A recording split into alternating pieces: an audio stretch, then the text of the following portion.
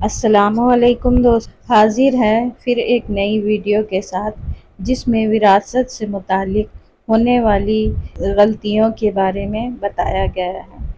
आइए हम वीडियो देखकर अपनी इस्लाह करें और अपनी दुनिया और आखिरत संवारें, क्योंकि कभी कभी हम अपनी नाइल्मी की वजह से जो हकदार नहीं होता है उसे बहुत कुछ दे देते हैं, और जो असल में हकदार होता है उसे हम उसके हक से महरूम कर देते हैं। अस्सलामु अलैकुम वरहमतुल्लाहि वबरकातुहू। अल्हम्दुलिल्लाह वस्सलातु वस्सलामु अला रसूलिल्लाह। मोहतरम नाज़रीन, मैं हूं आपका मेज़बान सरफराज फैज़ी और आपका इस्तकबाल करता हूं प्रोग्राम में जिसका नाम है हमें ज़मीं के मसाइल पे बात करनी है।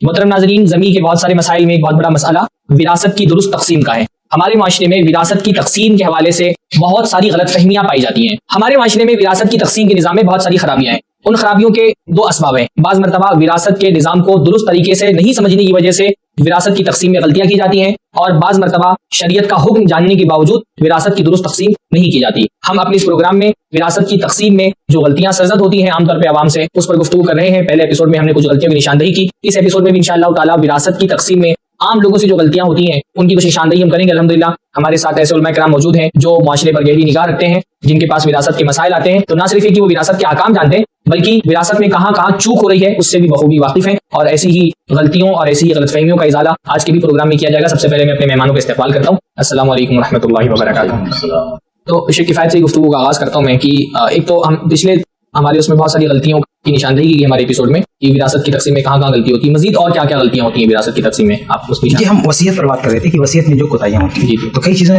पर हमने बात की। वसीयत में एक और चीज है जो अहले इल्म ने लिखा है कि बज़ाहिर दुरुस्त वसीयत लिखती है, यानी 1/3 ही है और गैर वारिस के लिए सब ठीक है, लेकिन वहाँ कभी मकसद ये होता है बहुत गरीब है वरसा, तो उसके बावजूद उनको महरूम करने का कोई रास्ता उसको नहीं मिलता है, तो इसको इस्तेमाल करता है। तो अगर काजी के पास शवाहिद से पता चल जाए कि ये ठीक नहीं कर रहा है तो उसको काजी जो है उसकी तनफीज को रोक सकता है। लेकिन ये मसला बहुत पेचीदा है, ये आसान नहीं फैसला करना। लेकिन ये भी है, उलमा ने लिखा है कि इस तरह की गलती किसी को नहीं करना चाहिए कि अगर वो देख रहा है कि हमारे वारिसी जानबूझ करके वारिसिन को नुकसान पहुंचाने के लिए किसी और को वसीयत करते हैं, तो ये एक चीज होती है। ऐसे ही एक और गलती होती है जो बज़ाहिर ठीक मालूम होती है, वो वसीयत से पहले का मरला है। वो जैसे किसी की सिर्फ बेटियां हैं, बेटे नहीं है, तो उसके पास अगर मान लीजिए 3 करोड़ की प्रॉपर्टी है तो उसकी बेटियों को 2 करोड़ से मिलेगा, 2/3 मिलेगा, और 1 करोड़ जाएगा उसके भाई को, अगर भाई जिंदा हुआ। भाई नहीं है तो फिर उसका भाई का बेटा, चाचा, एक लंबी फहरिस्त। बहरहाल ये तय है कि बेटियों को तो नहीं मिलेगा, और बगल में जो भी हवाशी में होंगे मुज़क्कर उनको चला जाएगा, या बहन होगी तो उसको भी चला जाएगा। तो इस केस में वो चाहता है कि मैंने जो कुछ कमाया है जिंदगी में, अफसोस होता है कि मेरी बेटियों के अलावा दूसरे को क्यों मिले।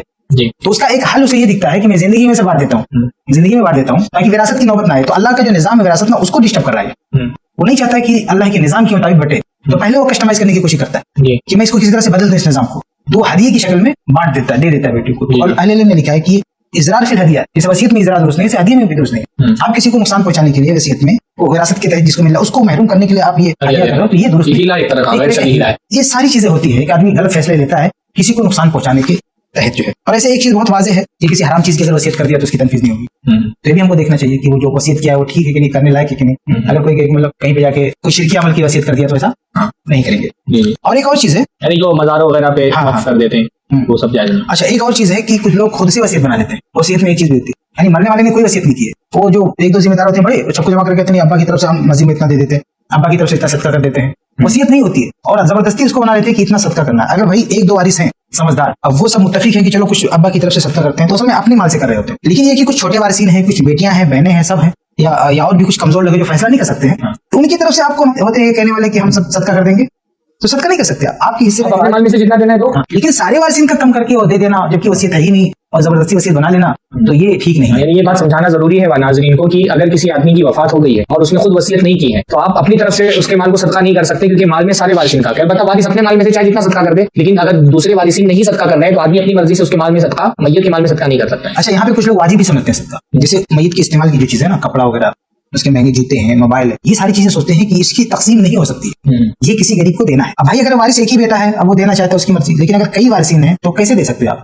ये सारी चीजें तरीका होती है। यानी हर चीज जो मैयत ने छोड़ी है, जिसकी वैल्यू है, जिसको माल कहा जाएगा, वो सबका सब जो है माल या मनफा की डेफिनेशन यही है, मा तरकहुल मय्यित मिन मालिन व हक़, जो माल और हक जो भी छोड़ता है वो तरका है। तो तरके के तय्युन में भी गलती होती है, और जबरदस्ती वसीयत की हम बात कर रहे थे कि जबरदस्ती जो है वसीयत बना ली जाती है जबकि वो वसीयत नहीं होती है, और इस तरह से हम सदका खैरात जो है कर देते हैं। और एक आखिरी चीज ये वसीयत के ताल्लुक से कि वसीयत का मरहला आएगा कर्ज की अदायगी के बाद, तजहीज़ और तकफीन का जो खर्चा है वो माइनस करेंगे, कर्ज अदा करेंगे, इसके बाद अगर बच रहा है, वसीयत की तनफीज की नौबत आ रही है तो करेंगे, वरना ये वसीयत को कैंसिल कर देंगे और वो जो पहली चीजें हैं कर्ज वगैरह वो हम अदा करेंगे। तो ये कुछ चीजें थी जो वसीयत। ये भी होता है कि कर्ज अदा नहीं किया और पहले वसीयत नाफिज कर, पहले कर्ज अदा करो फिर वसीयत नाफिज करो। शेख असद आजमी साहब, और वसीयत के सिलसिले में एक बात और नाजरीन तक पहुंचनी चाहिए। अल्लाह के रसूल सल्लल्लाहु अलैहि वसल्लम ने बाकायदा एक हदीस के अंदर मशवरा दिया है कि अगर किसी को कोई चीज वसीयत करनी है, उसके ज़हन में है कि वसीयत करना है, वसीयत करना चाहता है, तो उसको चाहिए कि अपनी वसीयत लिख करके रख ले। एक रात 2 रात से ज्यादा नहीं गुजरना चाहिए, उसको अपनी वसीयत अपने पास लिख करके रख लेनी चाहिए। वसीयत के सिलसिले में जैसा कि शेख ने भी जिक्र किया कि कितने मतलब ये है कि जाली किस्मत की वसीयतें हैं या ज़बानी किस्मत की वसीयतें हैं जिनका कोई एतबार नहीं। तो ये बात नाज़रीन को समझनी चाहिए, ये शरई हुक्म है कि अगर आपको वसीयत करना है, आपने सोचा है, चाहे वो माल की वसीयत जरूर नहीं, और कोई वसीयत, मानवी वसीयत अपनी औलाद को करने की और हुकूक अदा करने की कोई भी वसीयत है, तो उसको लिख देना चाहिए। अब्दुल्ला बिन उमर जो इस हदीस के रावी हैं वो कहते हैं कि मैंने जो है फौरन अपनी वसीयत लिख करके रख दी। जी। तो अगर ये चीज रहे, खास तौर पे ये इसमें एक चीज ये भी होती है ना कि जैसे पोते हैं, अब पोतों का आमतौर पे विरासत में हिस्सा नहीं मिलता है। अब बाज लोगों के जहन में ये होता है कि मेरी वफात होगी तो मैं उससे पहले वसीयत कर दूंगा, लेकिन वो बाकायदा लिख करके नहीं रखते हैं और फिर वो पोतों के लिए वसीयत होती नहीं है। जहन में होता है, इरादा भी होता है, लेकिन वो लिखते नहीं है। और फिर उसके बाद ये होता है ना कि फिर अचानक मौत आ गई, अब वो पोते बेचारे महरूम रह जाते हैं। तो इसका ताल्लुक वसीयत से नहीं है, लेकिन उसकी वजह से बाद में परेशानियां और आसानी पड़ती हैं। लेकिन जो भी प्रॉपर्टी इंसान की हो, जायदाद की शक्ल में, किसी भी शक्ल में, उसकी तमाम तफसीलात लिखी हुई होनी चाहिए। जी। और तमाम वर्षा के पास उसकी कॉपी वगैरह होनी चाहिए। कोई ऐसा कोई इंतजाम होना चाहिए कि तमाम लोग वहां तक पहुंच सके, क्योंकि इसकी वजह से ऐसा ना करने की वजह से बाद में मसाइल बहुत पैदा होते हैं, झगड़े बहुत ज्यादा होते हैं। अच्छा, ये कर्ज का भी मामला है जी, मामला कर्ज कभी कर्ज लिख के पहले रखते नहीं है और उसके बाद वारिसिन के पास कोई आता है तो पता चलता है कि इनका कर्जा है, अभी मांग इतना ज्यादा, अब पता ही नहीं कि क्या मामला था। कर्ज का भी एक मामला बता करके रखना चाहिए किसी को, इतना इतना मेरे ऊपर फला फला कर्ज है, जबकि खासतौर पे कर्ज के हवाले से इतनी ज्यादा ताकीद आई है कि आदमी के मरने से पहले कर्ज अदा कर दे। कर्ज के सिलसिले में ये भी हिदायत है आम इंसान को भी कि इज़ा तदायनतुम बिदैनिन इला अजलिन मुसम्मन फक्तुबूहु, जब भी कर्ज का कोई लेन देन हो तो उसको लिख लो। तो इसमें एक बड़ी मसला ये भी है कि भाई आदमी नहीं जानता कि कब उसको मौत हो जाए, तो लिखा रहेगा तो ये तुम्हारे जिम्मे है। जब लिखा रहेगा तो तुम्हारी औलाद जो है या तुम्हारे जो वर्षा है वो उसको नाफिज करेंगे। लिखा नहीं है तो, और कोई जानता भी नहीं, और करो कि अगर किसी ने मांगने के बावजूद नहीं दिया तो गुनाहगार तुम हो सकते हो। वसीयत के ताल्लुक से एक बात और है कि कभी कभी वसीयत होती है, जैसे कुछ लोग वसीयत बना लेते हैं अपनी तरफ से, उसके बाद कहें कि वसीयत मौजूद होती है, लेकिन उसको लोग समझ नहीं पा रहे होते हैं कि वसीयत, उसको हदिया वगैरह समझ लेते हैं। जबकि फिक़्ह के उसूलों की रोशनी में अगर उसकी तकीफ की जाए तो हुक्म बनता वसीयत का। जैसे बैंक वगैरह में पैसे होते हैं तो नॉमिनी लिखते हैं ना, तो ये होता है कि मरने का, अगर मैं मर गया तो ये सारा पैसा ये निकाल सकते हैं, तो ये निकाल सकते हैं, इनको दे देना, इस तरह से होती है। तो यहाँ पे भी एक इसको क्या कहते हैं, वसीयत। अगर शरई इस्लाम में देखें तो ये वसीयत होगी, नॉमिनी होगी। अब ये है वसीयत असल में, इसमें कोई शक नहीं है, क्योंकि मरने के बाद उसने कहा कि ऐसा करना। लेकिन अगर उसने वारिसिन का नाम दिया, उसमें जैसे बीवी का नाम दिया है, तो ये रिजेक्टेड होगी, इस पे अमल नहीं किया जाएगा, क्योंकि वो फिर वो हदीस आ जाएगी ला वसीयत लिवारिस। या अगर लिखा है किसी गैर वारिस का तो 1/3 का के हिसाब से उसको मिल जाएगा, इस तरह से। तो कहीं कहीं ऐसा होता है, वो मसला होता है वसीयत का, लेकिन उसको वसीयत नहीं समझते। अब उसको कहते हैं ये हदिया है, हमको दे दिया, जैसे बीवी कहती है हमारा नाम लिखा है तो हमारे नाम हदिया था, हमारा हो गया। तो हदिया तो जिंदगी में दिया जाता है, तो जिंदगी में तो देने के लिए नहीं कहा, तो हदिया कैसे हो जाएगा? वो हो जाएगा वसीयत। बीवी को नॉमिनी बनाया है और आदमी मर गया और तो बैंक से वो पैसा नहीं ले सकती, वारिस सारे वारिसिन में बटेगा, तो उसको हदिया बना के ले लेते हैं या वसीयत समझ के भी ले लेते हैं। और है वो वसीयत थी, लेकिन वो उस पर अमल नहीं होगा। और एक और चीज है, जैसे वसीयत, उसको वसीयत नहीं होती फिर भी वसीयत बना लेते हैं। जैसे भी आपने जिक्र किया ना, ऐसे कभी तस्करा कर देता आदमी कि मैं तुमको दूंगा, लेकिन देता नहीं, तो सिर्फ वादा किया है और वफात के बाद कहते हैं इन्होंने ऐसा कहा था देने के लिए। तो सिर्फ कहने से नहीं होगा, जब तक कि बाकायदा वो हैंडओवर न करे, दे ना दे, पोजीशन उसको ट्रांसफर ना हो जाए, तब तक वो चीज हदिया नहीं कहलाती। तो मतलब जिंदगी में कहता है अगर देने का वादा करता है तो दे देगा तो हदिया होगा, और मरने के बाद अगर बोलता है कि दे दूंगा, तो वो भी जब तक लिखेगा नहीं, बोलेगा नहीं, सिर्फ मैं दे दूंगा, तो उससे नहीं होता है वसीयत। बाकायदा लिख दे। हदिया तो कब्जा में आने के बाद मुकम्मल होता है ना, जब तक वो जिसको हदिया दिया वो कब्जा नहीं करेगा तब तक हदिया मुकम्मल नहीं, तब तक हदिया मुकम्मल। और वसीयत भी वादे पे नहीं होगी, वो वसीयत लिख दे कि मेरे मरने के बाद इनका इतना है। तो ये सारी गलतियां वसीयत में होती हैं और ये सारी परेशानियां होती हैं जब मामला क्लियर नहीं होता है तब वसीयत के मामले में। और हालांकि शरीयत देखिए, आप वो जो आयत देन वाली बात आई और कर्ज वाली, उसमें देखिए शरीयत आगे जाकर के कोई मसला ना खड़ा हो, इसके लिए शरीयत कितना पाबंद बनाती है कि कर्ज भी दो किसी को तो लिख लो। और बाकी बहुत सारे मामलों में ऐसा होता है कि बार बार जो है इतनी ताकीद इसलिए की जाती है कि आगे जाकर के इख्तिलाफ ना हो। हम जो बुयू के फासिद होने की जो असबाब पढ़ते हैं कि मजबूर चीज की बह नहीं हो सकती, मजबूर कीमत पे नहीं हो सकती, उसका मकसद ये कि आगे आगे इख्तिलाफ ना हो। लेकिन हमारे रवैये ऐसे हैं कि हम तकसीम में बहुत सारा इख्तिलाफ होता है, इसलिए पहले क्लियर नहीं करते हैं उसको। जी बोलिए। दो एक वैसे मसले बहुत सारे जहाँ शरीफ मुखालफतें जो है वरासत की तकसीम में होती हैं, लेकिन दो लोग ऐसे हैं जो, और भी मिसालें हो सकती हैं, लेकिन दो लोग ऐसे जिनकी तरफ तवज्जो भी नहीं जाती। जैसे हम आमतौर पर जब वरासत की बात करते हैं तो महरूमी की बात करते हैं तो लड़की की महरूमी या बहन की महरूमी की बात होती है, लेकिन दो लोग ऐसे हैं जो एक मखसूस उम्र में पहुंचने के बाद वो महरूम हो जाते हैं, महरूम कर दिए जाते हैं। मिसाल के तौर पर बीवी का एक हिस्सा है कि अगर बच्चे हैं शौहर के तो 1/8 मिलेगा, और अगर बच्चे नहीं है तो 1/4 मिलेगा। लेकिन आप तस्वीर कीजिए किसी हमारे माशरे में कि एक इंसान का इंतकाल होता है, उसकी उम्र 70 साल है और उसने अपनी जिंदगी में अच्छा खासा कमाया, काफी प्रॉपर्टी है। अब उसका इंतकाल होगा तो उसकी बीवी, जो बच्चों की मां मान, फर्ज करते बच्चे हैं, तो उसकी बीवी को 1/8 मिलना चाहिए। अगर 80 लाख की कोई चीज है, 10 लाख उसका बनता है। अगर उसको बढ़ा दिया जाए, डबल कर दिया जाए तो 20 लाख बन जाएगा, डबल कर दिया तो 30 लाख बन जाएगा। यानी उस बीवी को, जो आज बच्चों की मां जिसको हम कह सकते हैं कि मां को मान लीजिए बड़ी प्रॉपर्टी 30 से 40 लाख 50 लाख कुछ मिल सकता है, जिससे उसकी पूरी जिंदगी आराम से गुजर सकती है। लेकिन अमूमन इस उम्र में जब माँ की उम्र 65 साल हो, 70 साल हो, तो बच्चे उसको 30 लाख उसकी नहीं देते और वो बहू और सोच रहे हैं कि हम तो खिला रहे और उस पर एहसान जताते हैं। बहू में खिला रही है तो लुकमा, तो उस पर एहसान, और फिर बच्चा माँ इस घर में रहेगी कि उस घर में रहेगी, कि उस बच्चे के पास रहेगी कि उस बेटी के पास, तमाम बातें आप जानते हैं। जबकि उसका इतना हिस्सा शरीयत ने मुकर्रर कर दिया कि मालदार शौहर मरा है तो इतना उसके पास हो जाता है कि वो किसी के मोहताज ना रहे, अपना कोई रूम लेके फ्लैट लेके आराम से जिंदगी गुजार सकते हैं।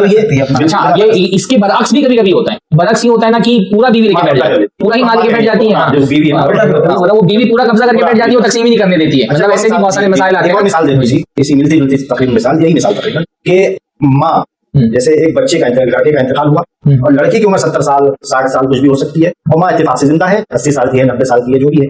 अब अगर उसके जो लड़का उसका इंतकाल हुआ है, अब अगर माँ जिंदा है तो उसको कम से कम 1/6 तो मिलेगा। माँ कभी भी महजूद नहीं होगी, माँ को हमेशा मान लीजिए 1/3 का मसला यहाँ ना भी हो तो उसके पास लड़के बच्चे हों, अगर 1/6 तो कम से कम इसको माँ को 1/6 तो मिलेगा ही। अब 1/6 बहुत ज्यादा है, मतलब 60 लाख में 10 लाख रुपए ऐसे बढ़ाते चलिए, ज्यादा है, बीवी से ज्यादा है, अच्छा खासा पैसा है। लेकिन क्या वो जो दादी बन जाती है, उस मैं कहूंगा कि वो दादी बन जाती है 90 साल की, 70 80 साल की, 70 साल की जो भी है, क्या दादी को उसके पोते या दूसरे उसके जो भाई अगर मौजूद है तो क्या माँ को या दादी को इतना देंगे? वो तो गांव में पड़ी हुई है बेचारी, छप्पर में पैसा भी हो सकता है कि हम लोग शहर में रहना हो, दादी कहीं गांव में हो और परेशानी की जिंदगी गुजार भी, जबकि उसके हिस्से में शरीयत ने अच्छा खासा यानी 10 लाख 20 लाख 40 लाख उसके पास रखा है, लेकिन उसे नहीं मिलता, महरूम कर दिया। और ये दोनों मसले ऐसे तकरीबन कि जिस पर गुफ्तगू भी नहीं होती, हमारी गुफ्तगू ज्यादातर बेटी बहन पर होती है। एक चीज ये मैं इस पे एक बात मैं और बोलना चाहूंगा कि वो जो आमतौर पर माओ को नहीं दिया जाता है, तो ये सोचते हैं चलो माएँ तो बूढ़ी हो गई, उनकी क्या जरूरत है, सोचते हैं। लेकिन बात मतलब भाई होता है कि जैसे एक आदमी का इंतकाल हुआ, उसकी अच्छी खासी प्रॉपर्टी उसकी माँ को मिलेगी, और अगर फिर उस माँ का भी इंतकाल हो गया तो फिर उसके दूसरे बच्चे भी हैं जिनको भाई में तो नहीं प्रॉपर्टी में मिल रहा था, लेकिन जो माँ को मिलेगा जब माँ की वफात होगी तो उन भाइयों को तो बात मतलब वो भाई मजबूर होते हैं, वो भाई जो है गरीब होते हैं। अगर माँ को दे दिया जाए तो माँ के वसूल से उन भाइयों को भी मिल जाता है, तो वो भाई भी जो है महरूम हो जाते हैं। चलो लोग ये बोलते हैं कि ये तो बूढ़ी हो गई, इनको क्या जरूरत, तो भाइयों को तो जरूरत थी, तो वो ना सिर्फ की माँ को नहीं मिलता है, फिर वो माँ के बदले माँ की जो वर्षा है उनको भी नहीं मिलता, क्योंकि माँ के जो दूसरे बेटे हैं उनको मिलता था उसके अंदर से, तो भी महरूम। यहाँ पे एक कोताही होती है कि जो साइलिन होते हैं ना, जो अपना मसला रखते हैं, वो इन लोगों का तस्करा ही नहीं करते। ये बहुत अहम है। माँ होगी तो बताएंगे नहीं कि माँ भी है, नहीं बताएंगे, उनको पूछना पड़ता है। यानी जो शख्स विरासत की तकसीम के लिए जाए या इफ्ता के मसब पर हो जवाब दे, तो उसे मेरे ख्याल से तसल्ली कर लेना चाहिए कि इसने ये सही दिया है या नहीं, वरना वो तो सही जवाब देगा, लेकिन सवाल गलत होने की वजह से या नाकिस होने की वजह से वो जो है ताउन लिस्ट में हो जाएगा, अनजाने में, नादानी से। अब इसकी खुद मैं अपनी मिसाल देता हूँ। आप जानते हैं हमारे ऑफिस में सवाल आते हैं विरासत के, तो एक किसी मुंबई ही किसी एक सवाल आया था, तो मैंने ऐसे पूछ लिया कि मरने वाले के अब्बा बहयात है कि नहीं, तो उसके मरने वाले के बोला कि नहीं उनके वालिद साहब नहीं है, तो मैंने कहा इनके दादा, तो कहा कि वो तो है, तो मैंने कहा उनका बताया कि नहीं आपने, तो उसने कहा कि है लेकिन बस उससे जाने बहुत ही एकदम आखिरी स्टेज पर है। मैंने कहा घर से है लेकिन हिस्सा तो बनना उनका, दादा है, दादा है, जब बाप नहीं है तो दादा का हिस्सा कोई नहीं रो सकता, तो घर से ऐसा नहीं होता है हमसे, लेकिन कभी कभी होता है, कभी कभी दादा का हक बनता है। तो मैं समझता हूँ कि जो जवाब देने वाले ना, उन्हें कभी पूछना चाहिए कि बाप नहीं है, बाप दादा, ऐसे पूरा पूछना चाहिए, बाप दादा नहीं है, माँ नानी की जो भी है उस पूरा सिलसिला पूछना चाहिए, फिर बेटा, ये पूरा सिलसिला पूछना है कि कहीं कोई छूटे ना, हाँ पूछना चाहिए, क्योंकि ये लोग जो है छुपा देते हैं, हाइड कर देते हैं, उसको बताते नहीं, और बताने पे उनका हिस्सा अच्छा खासा निकल आता है। और ऐसी कई, बल्कि एक और उनको महरूम करने से दूसरे फिर महरूम हो जाता है। बल्कि एक और मिसाल बताता हूँ, हमारे ऑफिस में ऐसे सिर्फ बेटियां थी, तो जा रहा था असबा को हिस्सा रिमेनिंग 2/3 उनको, लेकिन वहाँ कोई अवेलेबल नहीं था, ना भाई था, ना बहन थी, ना भतीजे थे, कोई था ही नहीं। तो जब मैंने पूछना शुरू किया तो कह रहा भाई नहीं है, मैं कहा बहन भी नहीं है, मैंने कहा भाई का बेटा भी नहीं है। फिर मैं ऊपर थोड़ा उठा, चचा भी नहीं, मैं कहा चचा का बेटा, वो बेटा निकल आया, मैंने कहा ये है बचा हुआ इसका मिलेगा। अभी जल्दी हमने जवाब लिखा है अपनी ऑफिस में। तो इस तरह से कभी कभी लोग बताते नहीं है सवाल के लिए, वो रहते हैं वारिस लेकिन उनको छुपा देते हैं। बल्कि जिसको पता भी होता है कि वारिस है, ये भी एक बहुत बड़ा जो है जुल्म होता है कि मान लीजिए सिर्फ बेटियां ही बेटियां हैं, या एक बेटी 1,000 बेटियां, तो जाहिर सी बात है बेटियों का तकसीम होने के बाद आधा, या अगर ज्यादा है तो जो है 2/3 1/3 और 1/3, अगर एक बेटी है तो आधा और एक से ज्यादा है तो 1/3 उसको मिलेगा, बाकी उसके असबाब में तकसीम होगा, यानी उसके भाइयों में तकसीम होगा, उसके भतीजों में तकसीम होगा, बहनों में तकसीम होगा। तो बेटियां जानबूझ करके चाचा का हिस्सा अपने खा जाती हैं, नहीं देती हिस्सा। यानी हमारे आमतौर पर ये होता है कि भाई औरतों को हिस्सा नहीं मिला, पर जब औरतों को भी मौका मिलता है तो मर्दों को हिस्सा नहीं देती, खा जाती है। बहुत सारी मिसाल, जैसे आप देखें माशरे में, कि अगर फर्ज करते हैं किसी मसले में बीवी है और बहन है, तो हमारा आम तस्वुर क्या है कि जिस घर में बीवी रहते आई है और शौहर का इंतकाल हो जाए तो समझते घर पूरा मेरा है, या अगर शोहर का की कोई दुकान थी, कोई कारोबार था, तो वो पूरा कारोबार सब मेरा है। जबकि खाली दोनों लोग मिसाल के तौर पर, अगर आप देखें जो शरई तकसीम है कि बीवी को ज्यादा से ज्यादा 1/4 मिलेगा। अगर 40 लाख की कोई चीज हो तो बीवी को सिर्फ 10 लाख मिलेगा, बाकी हिस्सा जो है वो बहन को जाएगा और रद्द करके फिर 30 लाख पूरा बहन को चले जाएगा। लेकिन आमतौर पर ऐसा माशरे में लोग इसको कबूल ही नहीं करते। बोलते ऐसा कैसे हो सकता है कि बहन को बीवी से ज्यादा मिले? शादी हो गई है, तमाम बातें आप जानते हो, उसको तसव्वुर में रखिए, और किसी का इंतकाल हो तो बीवी तस्लीम नहीं करेगी। बीवी क्या पूरा खानदान तस्लीम नहीं करता कि आप बहन को बीवी से ज्यादा कैसे मिले? करता हूँ, मामला सिर्फ बहन का ही नहीं है, बल्कि अगर सिर्फ बीवी है और उसको चौथाई दे दिए, जैसे 4 करोड़ है, 1 करोड़ दे, ये जो 3 करोड़ है, ये बीवी पे रद्दन भी नहीं जा सकता, किसी सूरत में नहीं जाएगा, चाहे बैतुल माल में चला जाए। वहां जाना, जैसे कोई नानिहाल बहुत दूर का कोई रहमी रिश्तेदार जो आसी में आता ही नहीं, ज़मील रहम है, वहां से लाके उसको दिया जाएगा, लेकिन इस बीवी को तो नहीं देगा। मतलब ये तक बात है, उसका जो हक बनता है, उसके जो खूनी रिश्तेदार है, जो आउट ऑफ लिस्ट है, वहां से किसी को खींच के लाके तो गरीबी को उसको देंगे, लेकिन बीवी को तो नहीं देंगे। तो बीवी का जो हक है उसको सिर्फ अपना हक लेना चाहिए, दूसरों का हक नहीं। दूसरों का नहीं। अच्छा, इसमें एक बात ये भी होती है शेख असद आजमी साहब की, बहुत मतलब तकसीम के वक्त ना ये बात होती है कि इतना सा तो माल है, इसको क्या तकसीम करें? ये भी बहुत गलत फहमी कि लोग बोलते हैं कि अरे इतना ही एक ही घर तो है, वो तकसीम कर देंगे तो रहेंगे कहाँ पर? जैसे बीवी है और बहन है और बच्चे हैं, तो अब उसमें माँ बाप भी जोर डालते हैं उस मसले में। हाँ, माँ बाप भी पहले से जोर डाले रहते हैं।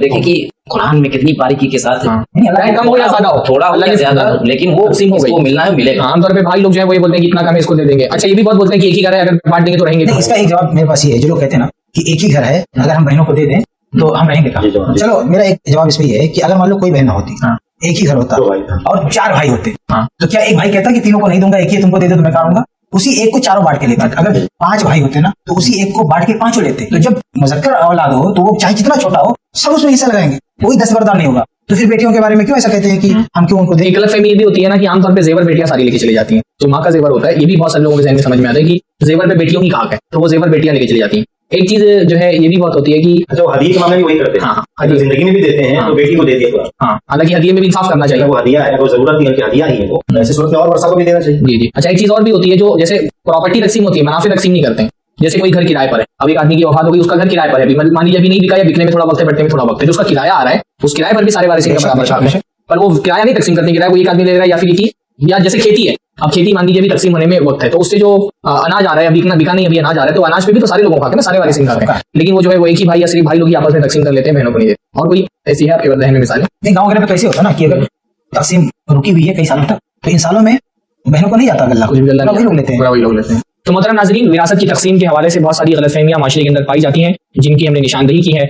सबसे बड़ा मसला बेटियों को विरासत से महरूम करने का है। हमने इस मसले को यहाँ पर नहीं छेड़ा है, क्योंकि इस पर हम इंशाअल्लाह ताला बहुत तफसील से बात करेंगे, क्योंकि विरासत के बहुत सारे मसाइल में इस वक्त सबसे संगीन मसला यही है कि बेटियां सिरे से विरासत से महरूम कर दी जाती हैं। ये बहुत संगीन मसला है, हमारे पास अब खत्म हो चुका है। इंशाअल्लाह ताला अगले कई एक एपिसोड में हम बेटियों का विरासत में हक, औरतों का विरासत में हक, इस पर इंशाअल्लाह तफसील से बात करेंगे। अल्लाह रब्बुल आमीन हम सबको दीन का सही फहम अता फरमाए, दीन का इल्म हासिल करने की तौफीक नसीब फरमाए। ये मैंने बताया कि ये जो निशानदही जिन गलतियों की गई है, ये गलतियां जमीनी सतह पर पाई जाती हैं, क्योंकि हमारे उलमा विरासत के मसले पर फतवा देते रहते हैं, तो उनको इदराक है, उनको शऊर है कि कहाँ पर गलतियां हो रही हैं। इन गलतियों की इस्लाह के लिए जरूरी है कि जिन लोगों में ये गलती पाई जाती है उन लोगों तक के अहले इल्म का ये पैगाम पहुंचे, कुरान और सुन्नत की दावत पहुंचे। लिहाजा इस वीडियो को आप लाइक करें, हमारा करें, ज्यादा से ज्यादा इसको शेयर करें, ताकि ये गलतियां जो विरासत की तकसीम में हो रही हैं इनका तदारुक और इनका खात्मा किया जा सके। इंशाअल्लाह अगले एपिसोड में बेटियों का विरासत में हक, इस मौजू के साथ आपकी खिदमत में हाजिर होंगे। फिलहाल आपसे इजाजत चाहते हैं। अस्सलाम वालेकुम व रहमतुल्लाहि व बरकातुहू।